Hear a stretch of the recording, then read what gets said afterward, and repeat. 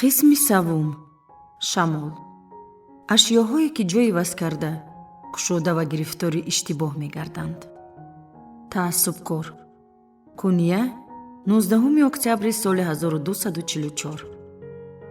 аккосу улоси девонавори сагон тавассути тирезаи кушода вориди ҳуҷра гашта ба хобравиам сахт халал мерасонд. рӯи ҷогаҳ нишастам.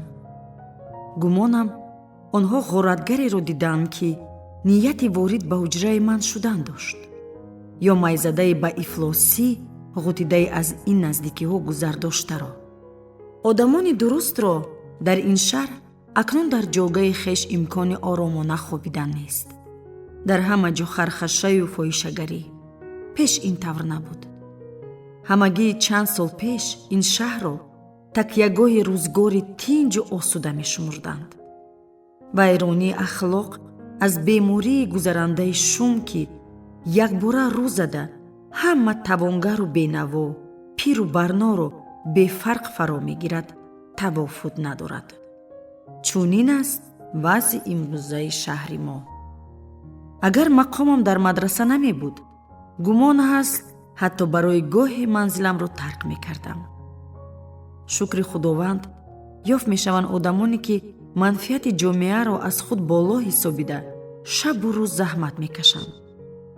мекӯшанд ки дар куния низоми тартибот халалдор нагардад. миёни эшон ҷияни ҷавонам бойбарз ҳузур дорад. ману ҳамсарам бо ӯ фахр дорем. боиси ифтихор аст ҳине ки роҳзану нобакорон ва майзадаҳо нима шаб ба кӯчаҳо мерезанд. бойбарз бо ҳамкоронаш баҳри ҳимояи шаҳриён шабзиндадорӣ мекунад.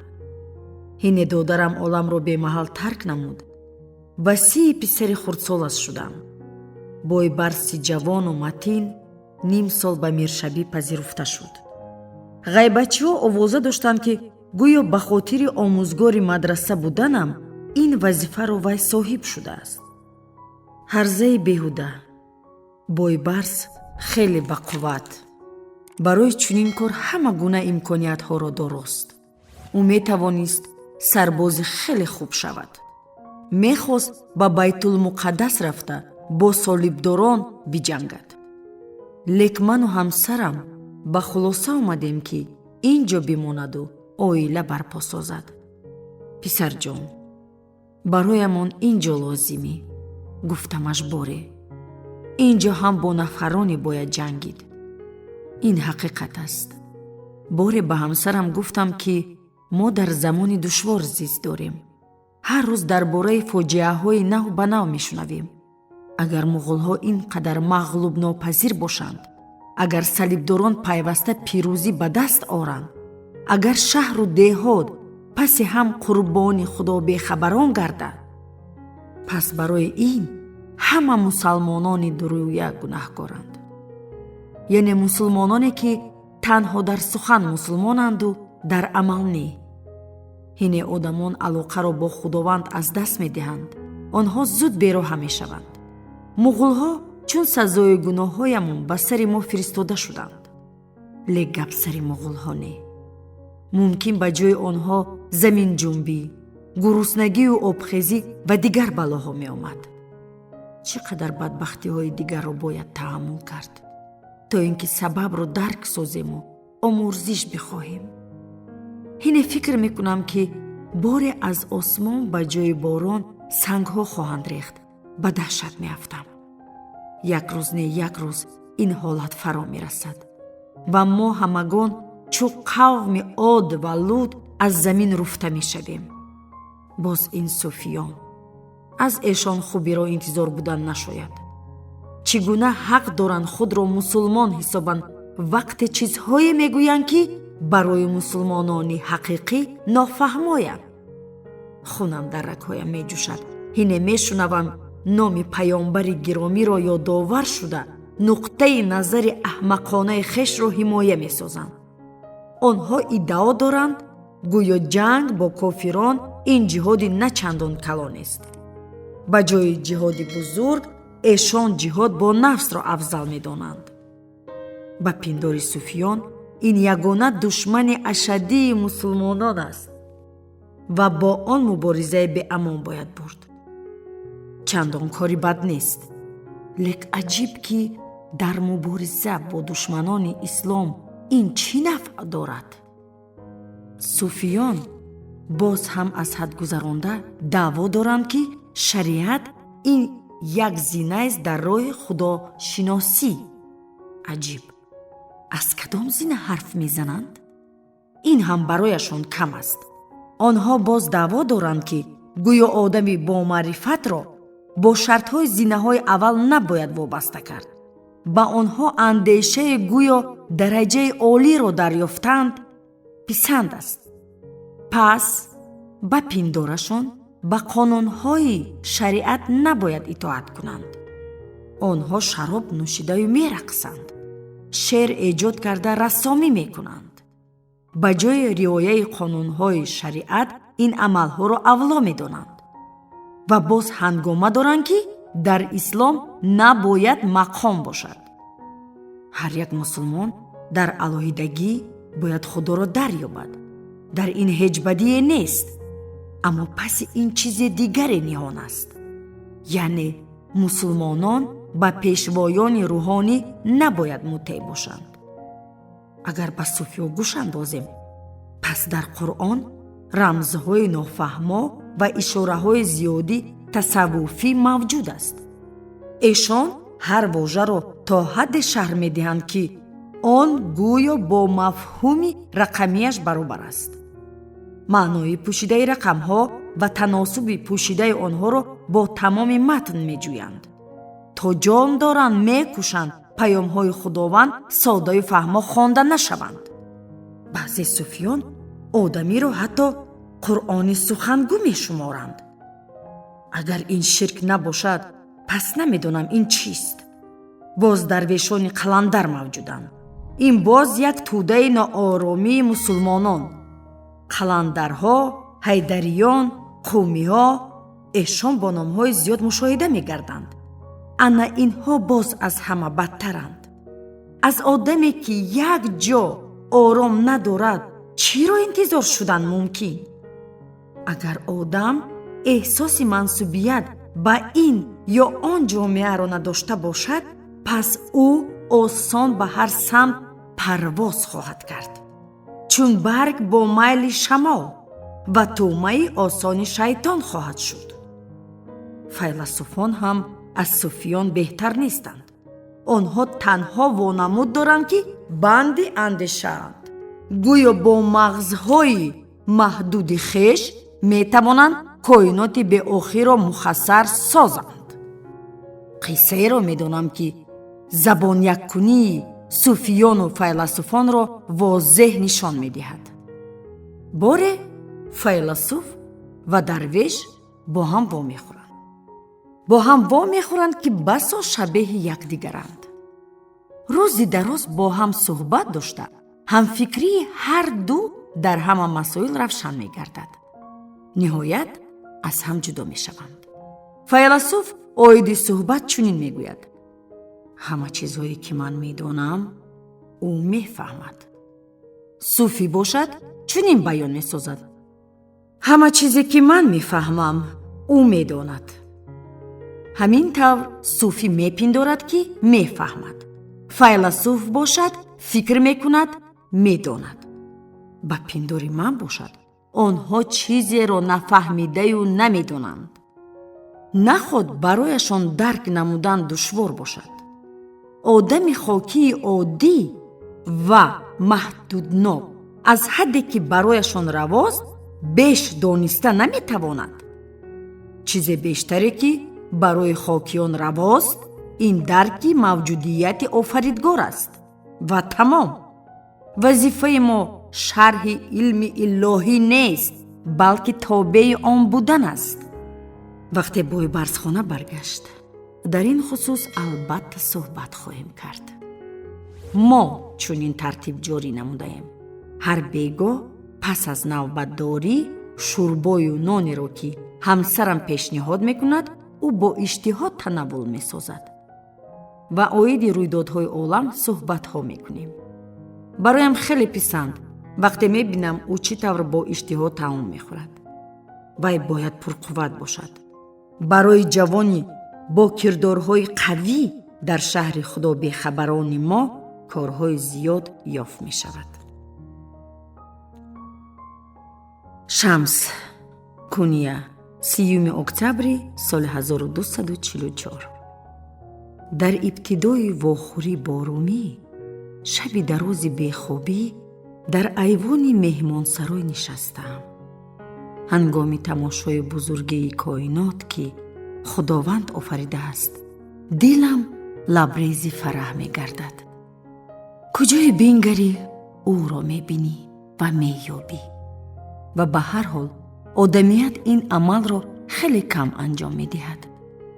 онҳоеро ба ёд овардам ки рӯзҳои охир вохӯрдам. гадою бероҳа ва майзадаро.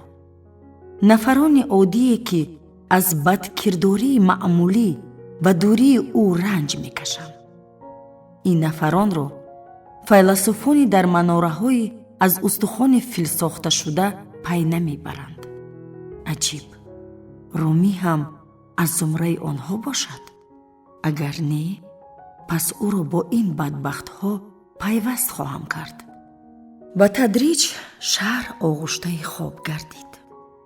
соате фаро расид ки ҳатто ҷонварони шабгард низ ғайрати вайрон кардани сукунати ҷорӣ шударо надоранд.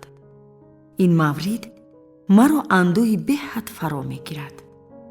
пас ба сукунати шаҳр бо диққат мароқ зоҳир месозам. бароям хеле ғалатист ки паси дарҳои пӯшида чиҳо рух медиҳад ва бо ман чӣ рӯй медод агар дар зиндагӣ роҳи дигарро интихоб мекардам. лек ман интихоб надоштам. худи роҳ маро интихоб кард. масъале ёдам расид. дарвеши қаландар ба шаҳре расид ки сокинонаш бегонагонро дӯст намедоштанд. бирав, ба додзанӣ даромаданд сокинони шаҳр.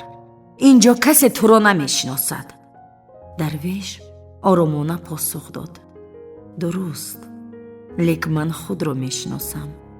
ва бовар кунед, боз ҳам бадтар мебуд агар ин ҳама баръакс бошад. то одаме худро мешиносам, ҳама корҳо хуб аст. касе худро мешиносад, худовандро ҳам хоҳад шинохт.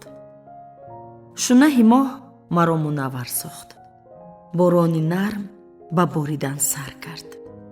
то ҳадде нарм буд ки расиши гарданбанди бирешимро ба ёд меовард. аз ин хотир сипос худоеро гуфтам ва дар ҳама ҳолат ба хости ӯ умед бастам. дубора оиди кӯтоҳӣ ва нозукии умр андешида боз як дастури дигарро ёд овардам. ҳаёт бароямон ба муҳлате дода мешавад ва ин олам танҳо инъикосест ки воқеият роҳандозӣ дорад. танҳо тифлон бозичаро ба ҷои ашёи ҳақиқӣ қабул доранд. лек ба ҳар ҳол одамони хокӣ ё аз ҳад зиёд саргарми бозича мешаванд ё бепарвоёна онро шикаста пасон мепартоянд. дар ин ҳаёт аз ҳад гузаштанҳо дур бояд буд, зеро ин ҳолат баробарвазнинии ботинро халалдор месозад. суфиён муқобили канорагирӣ мебошанд. онҳо пайваста таҳаммулпазир ва дар рафтору кирдор оромтабиат хоҳанд буд. субҳи дигар масҷиди калон рафта ба мавзеаи румӣ гӯш меандозам. агар аз рӯи андешаи сокинони шаҳр хулоса намоем, аз афташ ӯ воизи бузург аст ва ҳарчанд ҳунари сухангӯии воизро шунавандагон муайян созанд ҳам, нутқи румӣ шояд чун боғи пургиёҳест ки он ҷо алафҳои бегона зиёд рӯйдаанд. кори соме он аст ки чизе барояш муҳим ё писанд аст ҷудо карда гирад.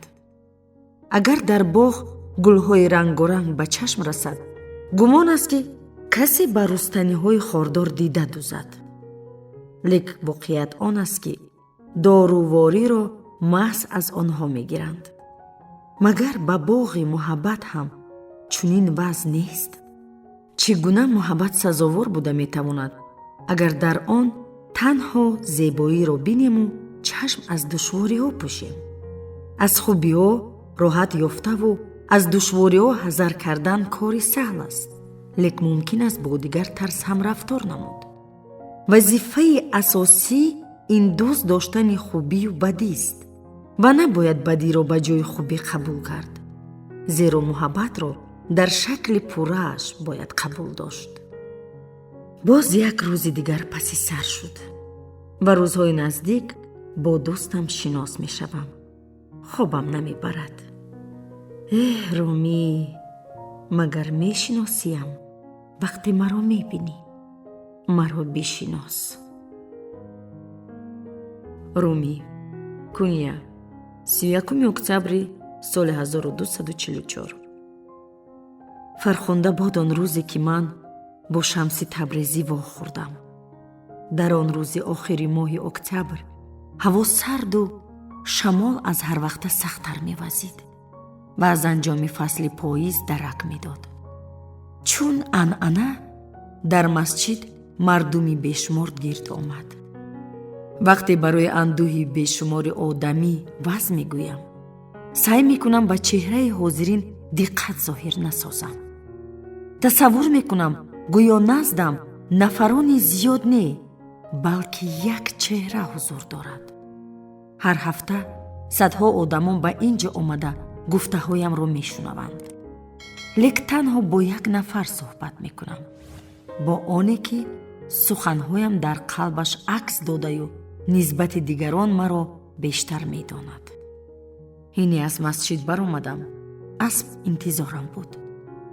ёлҳояш шона зада шудаю дар онҳо зангулаҳои заррину нуқрагин бофта шудааст.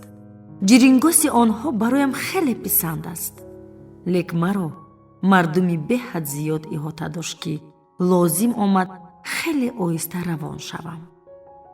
бо қадамҳои муайян аспи ман бо кӯчаҳо роҳ паймуда, паси худ манзилҳои фарсуда бо бомҳои хаспӯшро мегузошт.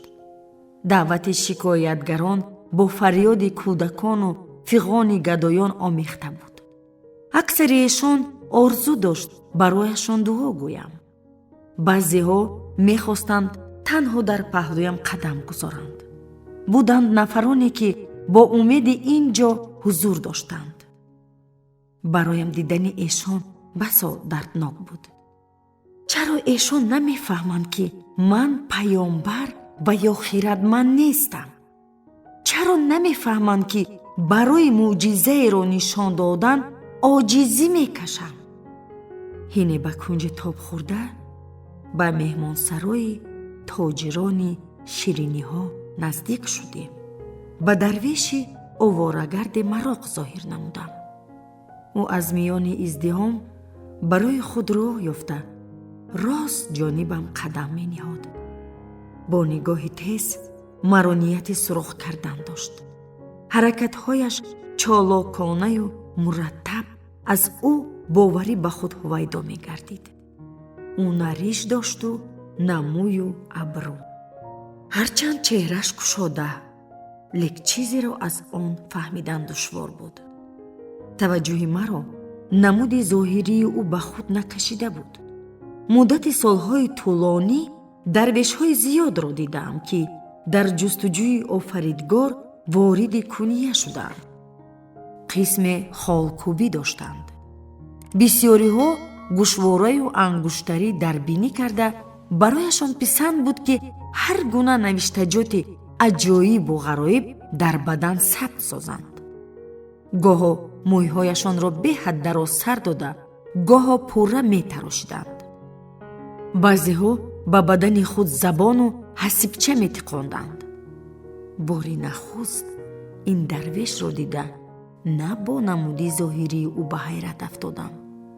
маро чашмони сиёҳаш ба ҳайрат оварда буд.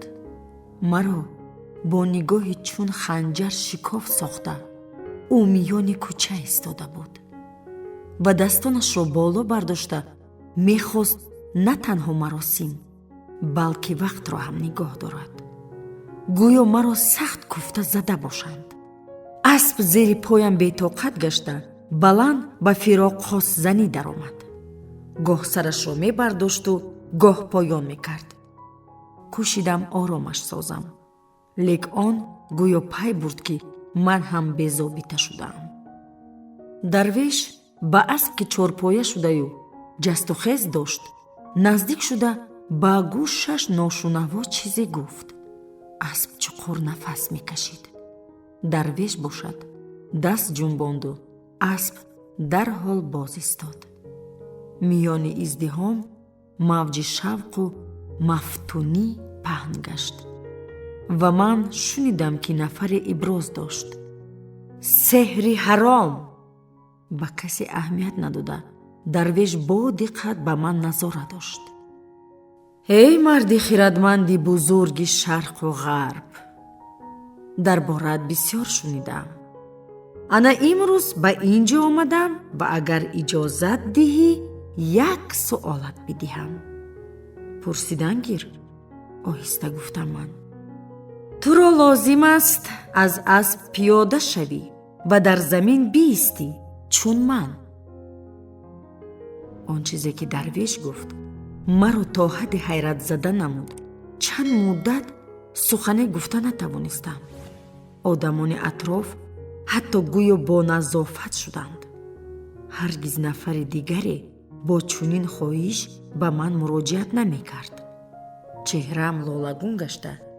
در باطنم همه رگ و پیوند از خشم ترنگ گردید. لیک خود را باز داشته از اسب پایین شدم. در این مدت درویش پشت به من گردانده دور شدن گرفت. هی خواهش بیست، داد زدم من. سوالی تو را شنیدن میخواهم. درویش در جایش ایستاد و جانبم رو گرداند و باری نخست تبسم کرد.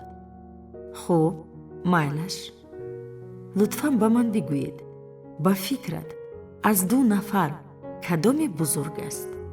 پیامبر محمد یا اهل تصوف بایزید بیستمی؟ ها انا سوال و من سوال، ندا کردم من.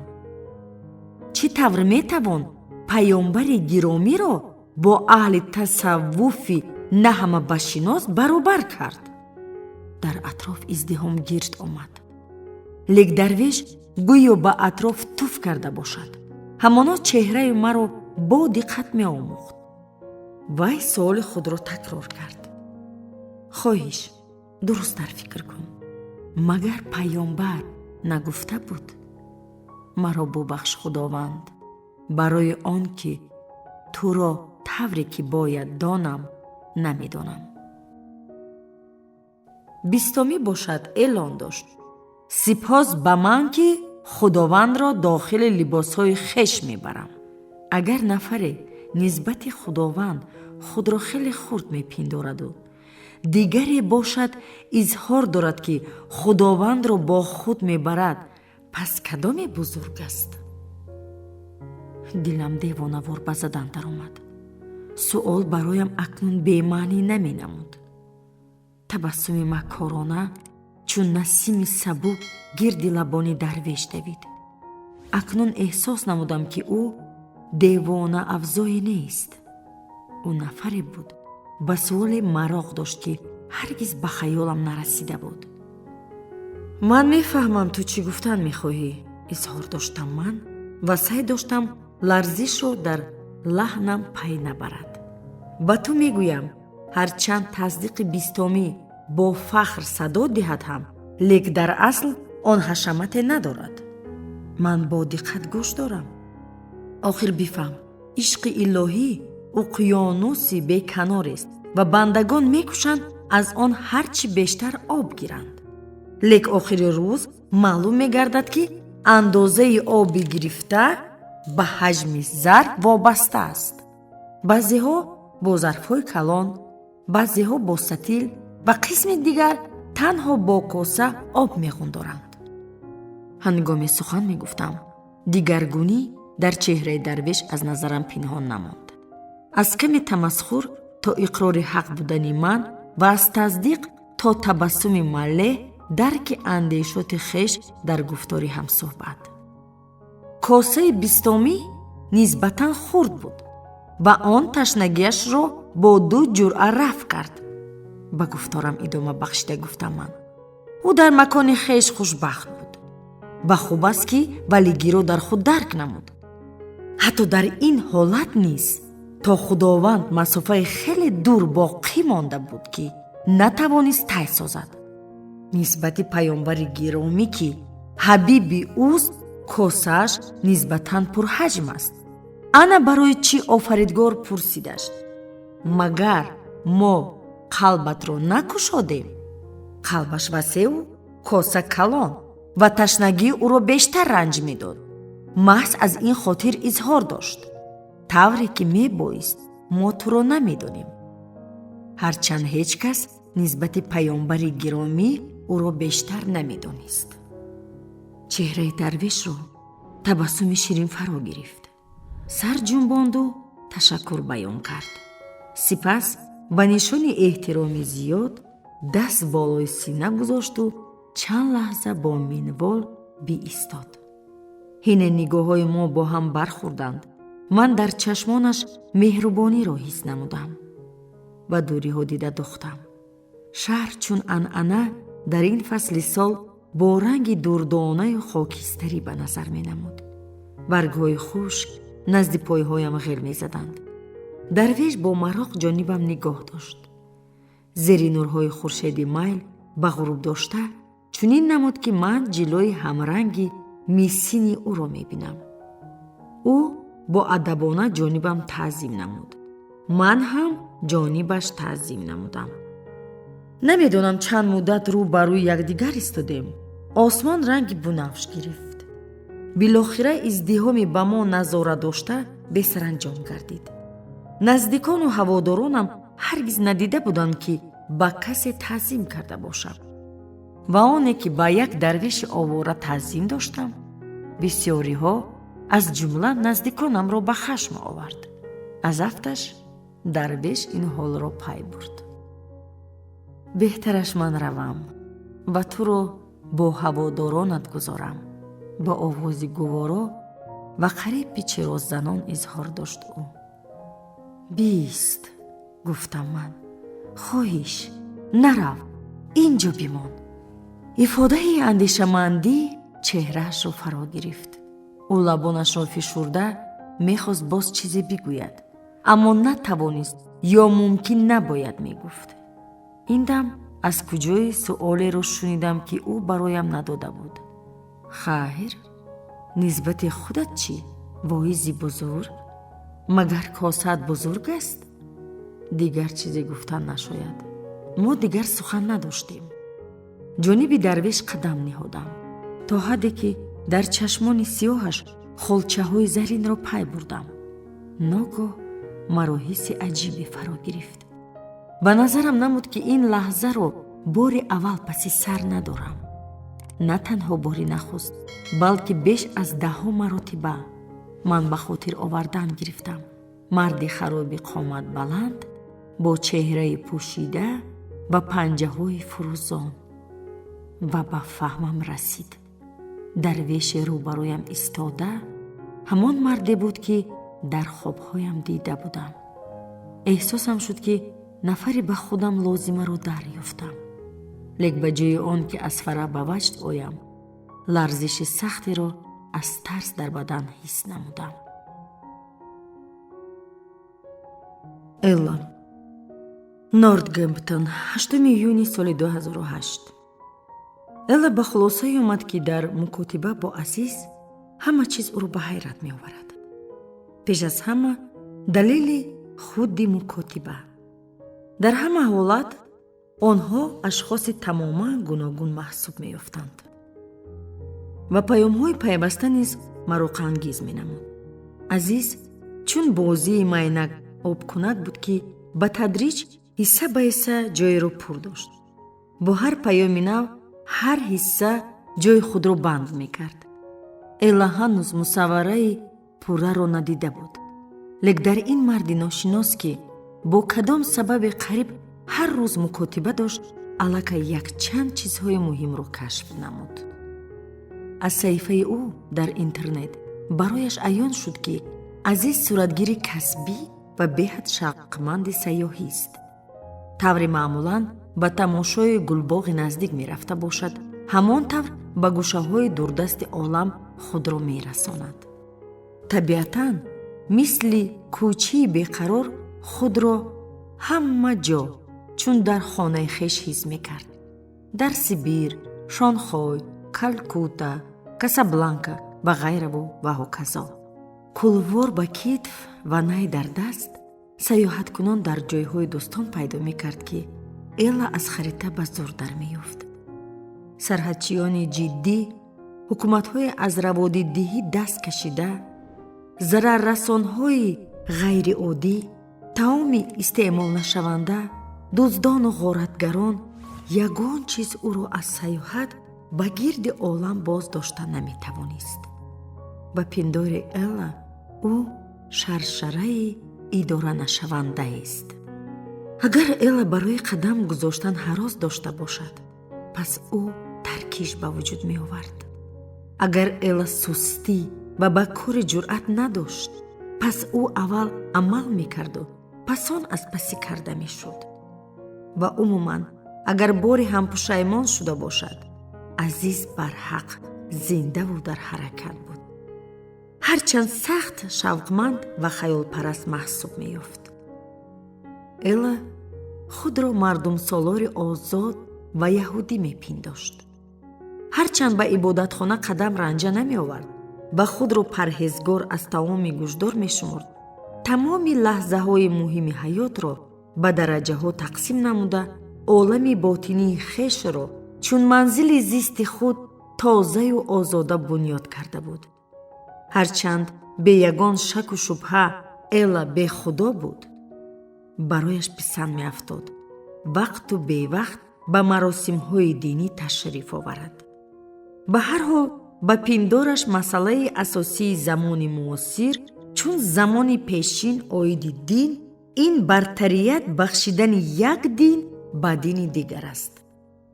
таассуб барояш нафратовар менамуд.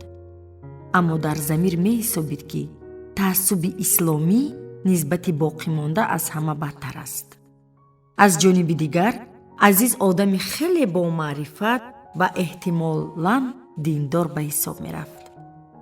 соли 1970 исломро пазируфта, шӯхиомез иброз медорад ки пас аз Карим Абдулҷаббор, ки пеш Кэт Стивенс ном дошт, ин корро ба сомон расондааст.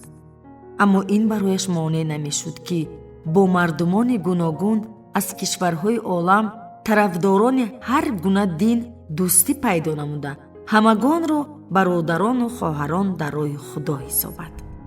эътиқоманди зидди ҳама гуна ҷангҳо, бо нуқтаи назари возеҳу равшани башардӯстона, азиз бовар дошт ки фарқияти адёнҳо ин ҳамагӣ масъалаи забонист. забон ба ҷои он ки ҳақиқатро ошкор созад, бештар ниҳон медорад. дар натиҷа мардумон якдигарро намефаҳманд. дар ин замона ки побанди нофаҳмиҳост, набояд бо ягон мусоҳиб бовар дошт. зеро мумкин аст ҳатто эътиқодҳои қавӣ болои нофаҳмиҳои оддӣ асос ёфта бошанд. азиз ва Элла дар нимкураҳои гуногуни соатӣ зист доштанд. ҳам ба маънои аслӣ ва ҳам ба маънои маҷозӣ. вақт барои Элла пеш аз ҳама ояндаро дар назар дошт. дар ҳаёти ӯ нақшаҳо барои соли оянда, моҳи оянда, рӯз, ҳатто соати баъди бештар ҷойгузин буданд. чизҳои оддӣ чун сафар ба устохона, мағозаро Элла пешакӣ ба нақша мегирифт. доимо бо худ дар кулвор тартиби соатҳои кории устохона ва рӯйхати харидҳоро гирифта мегашт. барои азиз бошад, танҳо дар шакли ҳозир вуҷуд дошт. боқимонда ҳама барояш фиреби назар маҳсуб меёфт. маҳз аз ин хотир ӯ бовар дошт ки муҳаббат бо нақшаҳо барои рӯзи дигар ё хотира аз рӯзи гузашта ҳеҷ иртиботе надорад. муҳаббат танҳо дар ҳамин ҷо ба худи ҳозир буда метавонад. яке аз паёмҳои аввалини хешро бо чунин ҷумла анҷом дода буд: ман суфӣ, фарзанди замони хешам. суханҳои ғалатӣ, посухаш дода буд Эла. барои зане ки дар андешаҳояш аксаран барои гузашта ва боз ҳам бештар барои оянда вақт ҷудо месозаду лек ҳаргиз бо имрӯз зист надорад. аловуддин, куния 16 декабри соли 1244. ҳине дарвеш пеши роҳи падарамро пайдо шуд. ҳамроҳи дӯстон машғули сайди оҳу аз шаҳр дур будам. танҳо рӯзи дигар ба шаҳр баргаштем. дар ин муддат шиносоии падарам бо Шамси Табрезӣ вирди забони ҳамагон гардид. кист ин дарвеш? сарфам намерафт мардум ва чаро хиратманде чун Румӣ бо ӯ ҷиддӣ муносибат дораду ҳатто таъзимаш кард. аз замоне ки тифл будам одатам шудааст. одамон пеши пои падарам меафтанд. дигар ҳолатро тасаввур карда наметавонам, магар дар ҳоле ӯ ба шоҳону вазирон таъзим ба ҷо меорад. аз ин хотир ба гуфтаҳои мардум бовар накардам, то даме ки модарандарам ҳаргиз дурӯғ нагуфтаю чизеро муболиға накардааст, воқеаро аз аввал то охир бароям қисса накард. ҳамин тавр ҳама чиз воқеист. дарвеши оворагард бо номи Шамси Табрезӣ пеши издиҳом ба падарам суол дод ва аз ҳама аҷибаш он ки ӯ акнун дар манзили мо фароғат дорад. кист ин бегона чун санге аз осмон афтидаю ба рӯзгори мо ворид шуда? тоқат надоштам то ӯро бо чашмони худ бубинам. пас аз хайра пурсидам: куҷост ин одам? ором шав, пичиро зад ҳераи ба ҳаяҷон омада. падарат ва дарвеш дар китобхона ҳузур доранд. мо овозҳои эшонро мешунидем, лек суханҳоро фарқ кардан душвор буд. сай намудам дари китобхонаро вонамоям, лек ҳера мо нешуд. бояд интизор шавӣ. хоҳиш намудам ки касе халал нарасонад. рӯзи дароз падарам ва дарвеш аз китобхона берун нашуданд. рӯзи дигар низ аз кадом хусус ин қадар тӯлонӣ суҳбат доранд? чӣ қаробатест байни нафаре чун падари ман ва дарвеши оддӣ? ҳафтаи сипарӣ гардид. боз ҳафтаи дигар. ҳар субҳ ҳера таом омода сохта пушти дари китобхона мегузошт. чӣ қадар хӯрданиҳои лазиз омода нашуда бошанд ҳам эшон рӯ метофтанд. барои наҳор танҳо пораи нон ва барои шом пиёлаи шири бузро интихоб мекарданду халос. зиёд аз пешомади мағшуш дар ин муддат вуҷудамро тарк надошт. шабу рӯз тамоми имконотро меҷустам то ба китобхона роҳ ёбам. аз хусуси он ки мабодо даро кушоянду пушти он ҳангоми гапшунавӣ маро пай баранд намеандешидам. аксари вақтамро он ҷо гузаронда сай доштам бифаҳмам ки чиҳо мегӯянд. лек ба гӯшам овозҳои нофаҳмо мерасиду халос. чизе ҳам дида намешуд. дохили китобхона аз пардаҳои кашидаи тиреза торик ба назар мерасид. боре ҳера маро назди китобхона пай бурда бошад ҳам чизе нагуфт. дар асл ин дафъа аз ман дида бештар мехост бифаҳмад ки дар хона чӣ корҳо рух медиҳад. занон кунҷкобиеро ки табиатан дар ботинашон нуҳуфтааст зиёд дошта наметавонанд. бародарам Султон Валад ҳине дид ки пушти дар гӯш ба қиморам кирдори тамоман дигар хел нишон дод. чеҳрааш тирак гашту бо нигоҳи сӯзон маро сар то по аз назар гузаронд. ту ҳақ надорӣ ки аз паси одамон поида гардӣ, хусусан падарро, танбеҳ дод ӯ маро. ман китф барҳам кашидам. росташро гӯй бародар, наход ту ба ташвиш наафтӣ, вақте падарамон доимо бо кадом бегонае вақт мегузаронад. беш аз 1 моҳ аст ки вай оиларо фаромӯш кардааст. ин ҳолат туро ба ташвиш намеорад? падар моро фаромӯш накардааст, посух дод бародар. танҳо ҳамин ки дар симои Шамси Табрезӣ дӯсташро пайдо намудааст. хубаш ба ҷои чун кӯдак нолиш кардан, беҳтараш аз барои падар шод бошӣ, агар дар ҳақиқат ҳам ӯро дӯст дорӣ. чунин гуфторро танҳо бародари ман баён дошта метавонист. лек аҷоибкориҳояш бароям одат шудааст. пас наранҷидам. султон Валад ҳамеша фарзанди гапдаро, дӯстдоштаи оилаю ҳамсоягон ва албатта падар маҳсуб меёфт.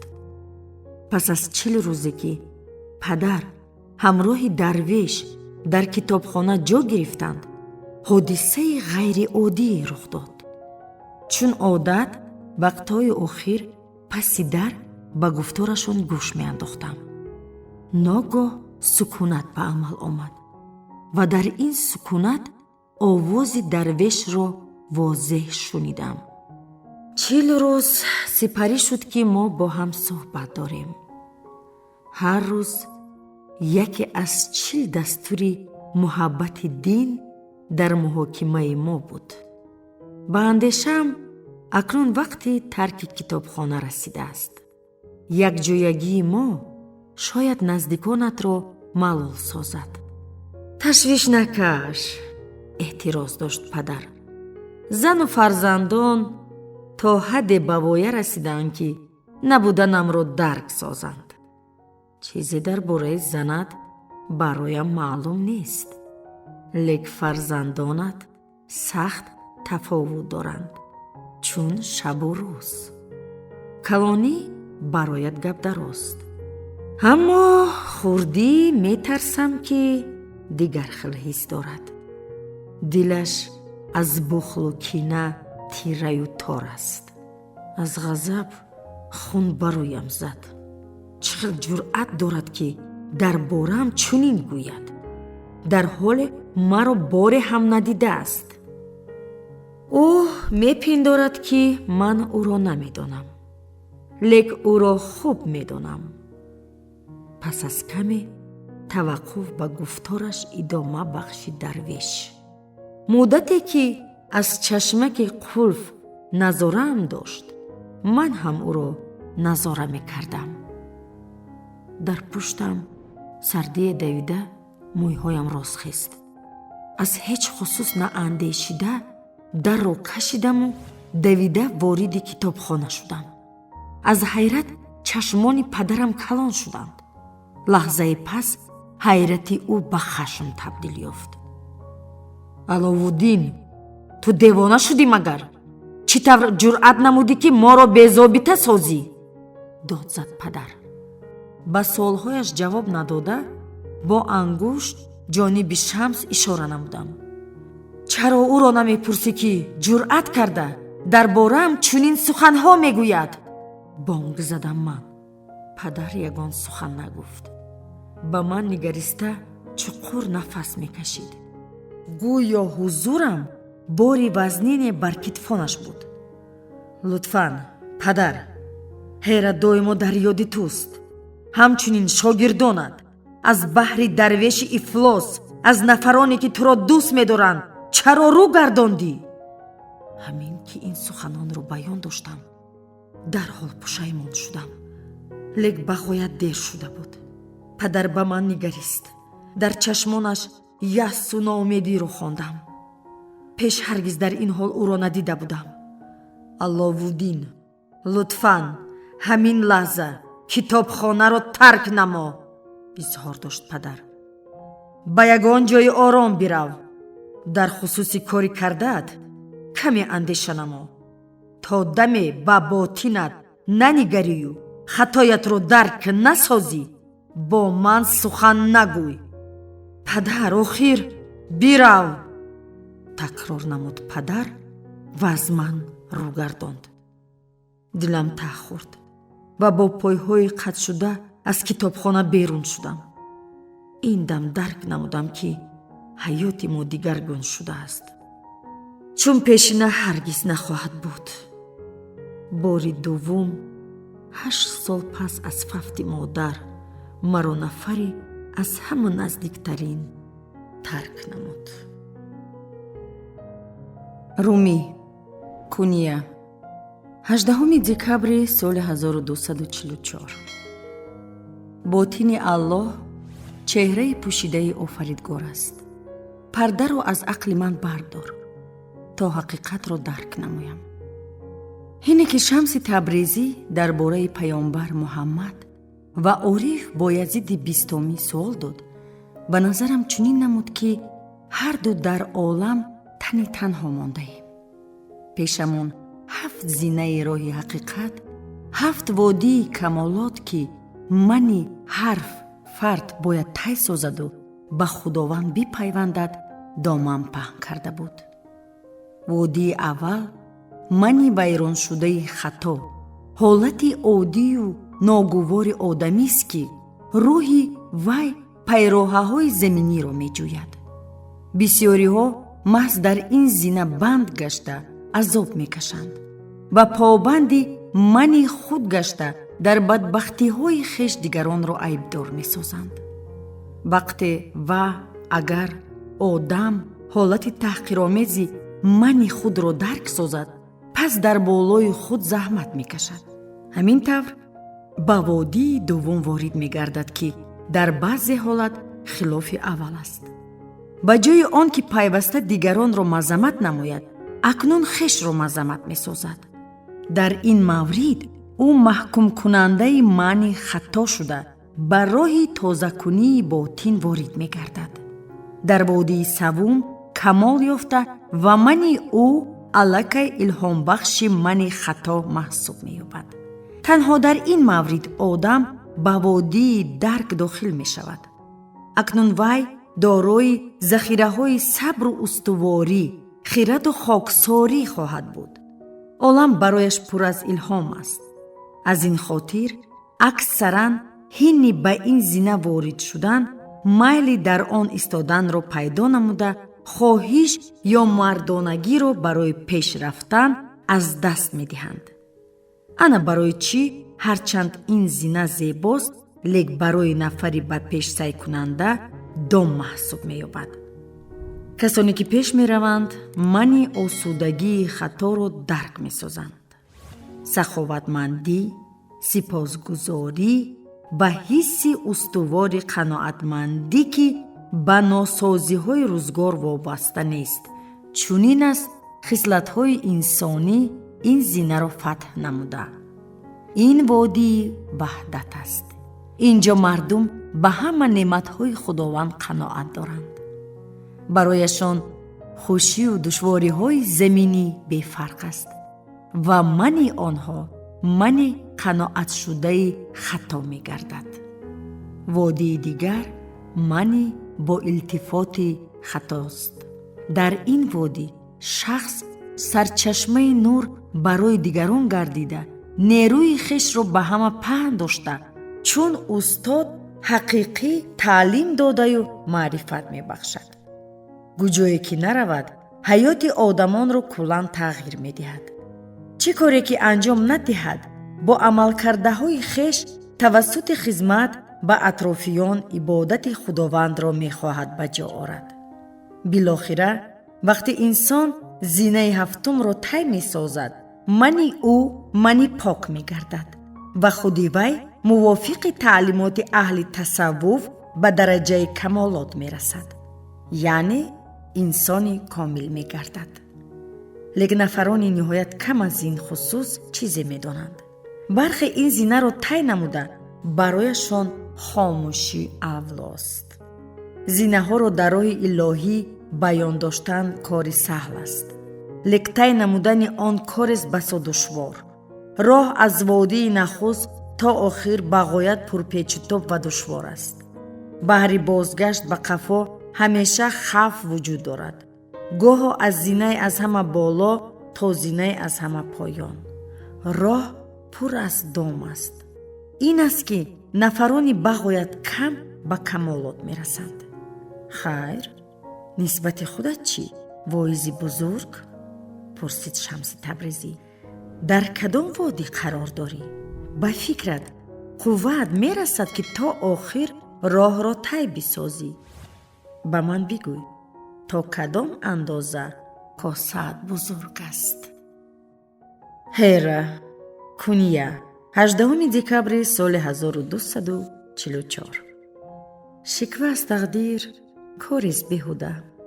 лек ба ҳар ҳол аз боби сустиям дар масоили худшиносию фалсафа ва таърих, аз он хусус ки Румию Шамс дар китобхона шабу рӯз танҳо аз чӣ хусус суҳбат доштанд, наметавонам афсӯс нахӯрам. гоҳо мехоҳам муқобили он ки чаро зан офарид шудаам исьён намоям.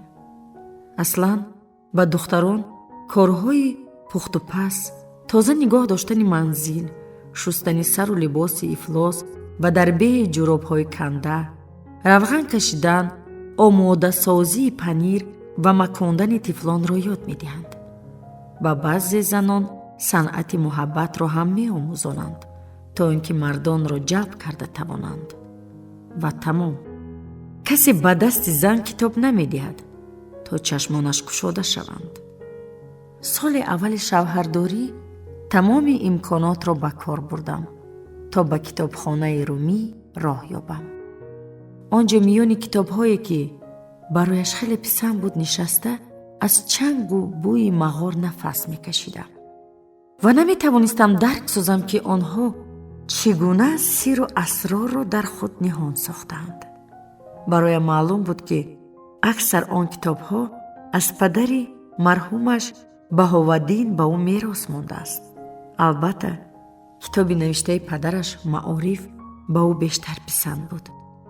шаб ва рӯзҳои зиёдро паси ин китоб дар китобхона гузаронд. ҳарчанд эҳсос доштам ки онро аз ёд медонад. ҳатто агар барои ин китобҳо тангаю тиллоҳои зиёд пешниҳод кунанд ҳам, ба касе онҳоро ҳаргиз намедиҳам. баён дошт Румӣ. ҳар кадом мероси бебаҳои гузаштагони ман аст. ман онҳоро аз падар гирифтаам ва ба фарзандон мерос мегузорам. билохира фаҳмидам ки онҳо барояш чӣ қадар аҳамият доштаанд.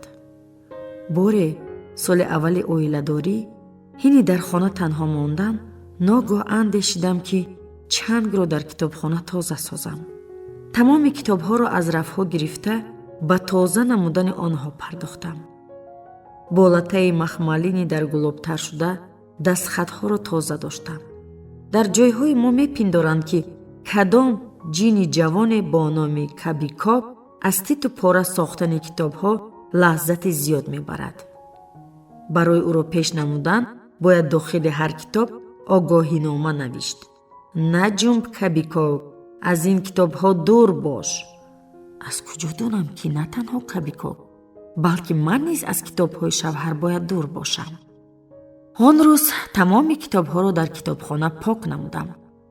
баробари кор китоби Эҳёи Улумиддини Абу Ҳомид Муҳаммад Ғазолиро мутолиа доштам ва танҳо аз пушт ҳини шунидани овози сарди шавҳар пай бурдам ки вақти зиёдро дар китобхона гузарондаам.